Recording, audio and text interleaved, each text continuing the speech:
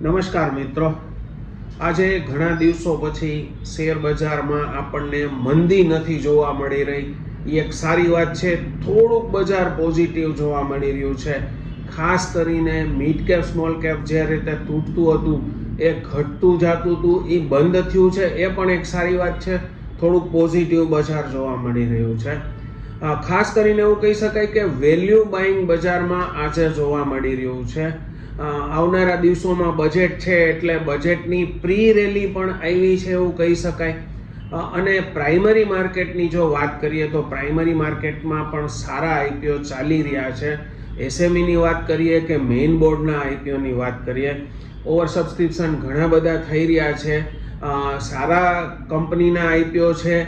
જો આપણે એમાં રોકાણ કરશું ને આઈપીઓ એપ્લાય કરશું અને જો એલોટ શેર થશે તો એક શક્યતા એવી છે કે ખૂબ સારો એવો બેનિફિટ મળે એવા ઘણા ખરા આઈપીઓ અત્યારે શેર બજારમાં પ્રાઇમરી માર્કેટમાં ચાલી રહ્યા છે.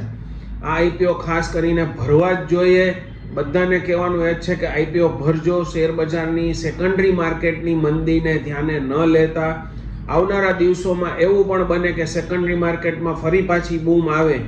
બજેટના દિવસો છે, પ્રી બજેટ રેલી પણ આપણને અત્યારે જોવા મળશે અને વેલ્યુ બાઇંગ પણ આવશે.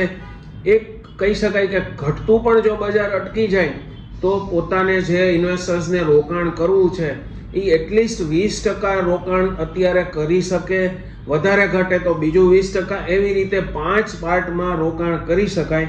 પ્રાઇમરી માર્કેટમાં એટ્રેક્ટિવ આઈપીઓ ચાલી રહ્યા છે, એમાં પણ એપ્લિકેશન લગાવવાની જ છે.